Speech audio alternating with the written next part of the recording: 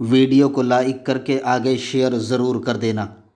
मूसा अलैहिस्सलाम की कौम भी जन्नत में जाएगी जो ईमान लाए, ईसा अलैहिस्सलाम की कौम भी जन्नत में जाएगी जो ईमान लाए, हम भी जन्नत में जाएंगे ईमान वाले। अब आपसे पूछना चाहता हूं, कोई कहे कि देखो कि मूसा की कौम तो अलग है, हुजूर की कौम अलग है, फिर दोनों जन्नत में क्यों? तो नादान, जो अकीदा कौम मूसा का था वही अकीदा मोहम्मद रसूलुल्लाह की उम्मत का भी है। उम्मतों में मसाइल बदलते रहे, अकाईद कभी नहीं बदले। अकीदा आदम अलैहिस्सलाम से लेकर आज तक के सारे मोमिनों का वही अकीदा है जो अल्लाह तबारक व तआला ने अता फरमाया। अकीदा कहीं नहीं बदला। हाँ, अलबत्ता मसाइल बदलते रहे। वो पता चला मसाइल जहां मुख्तलिफ हो वहां जन्नती और जहन्नमी होने का कोई सवाल ही पैदा नहीं होता। अकीदा मुख्तलिफ होने में जन्नती और जहन्नमी होने का सवाल पैदा। वरना देख ले कि मूसा अलैहिस्सलाम के यहाँ अगर निजासत लग जाए तो काट कर फेंकना था, है ना?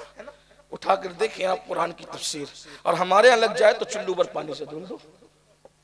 बोलो उनमें हमें मसले का इख्तिलाफ है कि नहीं? मसले का इख्तिलाफ है, अकीदे का इख्तिलाफ नहीं। इसलिए वो भी जन्नती हैं, हम भी जन्नती हैं। अब पता चला हनफी और शाफई फिरके नहीं है, हनफी और शाफई फिरके नहीं है, इसलिए कि फिरका हनफियत और शाफियत का नाम नहीं, मालिकियत और हम्बलियत का नाम नहीं, चारों के अकीदे एक ही है। इमाम आजम भी या रसूल अल्लाह कहते हैं तो शाफई भी या रसूल अल्लाह कहते हैं, मालिकी भी या रसूल अल्लाह कहते हैं, हम्बली भी कहते हैं। झगड़ा तो उनसे हो गया हम लोगों का जो या रसूल अल्लाह नहीं कहना चाहते। हाँ, ये बात है। हयातुन नबी का जो इख्तिलाफ करते उनसे, अगर वो भी चले, वो उन्वान सिर्फ ये कहना चाहता हूं कि कितना यकीन था। कहा कि किसको बुलाया? तो कहा मोइनुद्दीन हसन चिश्ती को। आए, रोते हुए आए हजरत गरीब नवाज। फिर जब नाम ही आ गया तो उठ कर आए, और फिर कहते हैं बाबा कुतुब से ये बात बयान की कि मैं तो ये सोच रहा था कि जाऊंगा तो मज़ार मुस्तफ़ा को देखूंगा, लेकिन जब मैं गया तो मैंने जलवाए मुस्तफ़ा को देखा। हुजूर ने सीने लगा के कहा मोइनुद्दीन तुमको हिंदुस्तान जाना है, यहां रह के क्या करोगे? हिंदुस्तान जाना है तुम्हें। फरमाते मैंने हिंदुस्तान का नाम तो सुना था, कभी गया नहीं था।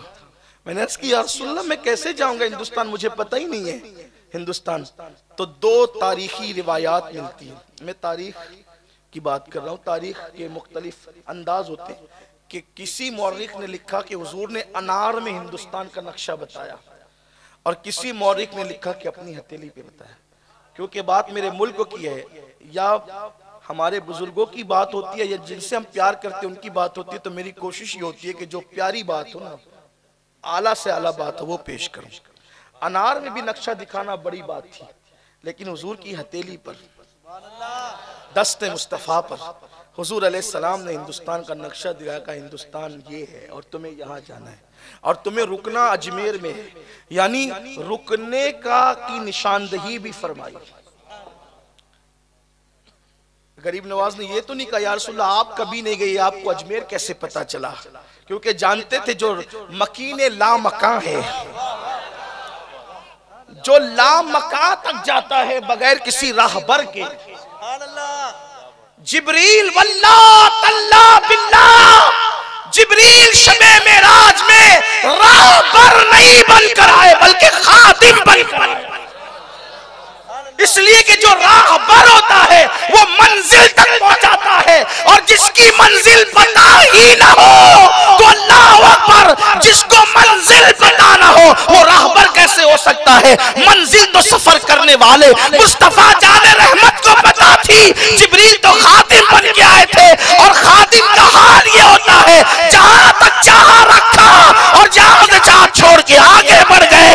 अगर मुंबई से कोई पीर साहब चले अहमदाबाद के लिए तो कहा कि चलो फला मुरीद को अपने करम से मुंबई से सूरत तक बिठा लिया, फिर सूरत से किसी को उठाकर भरूच तक बिठा लिया, और फिर भरूच से किसी को उठाकर चाहे वो अहमदाबाद तक, या फिर कहा कि नहीं यार छोड़ो अब हम अपने घर खुद जाएंगे।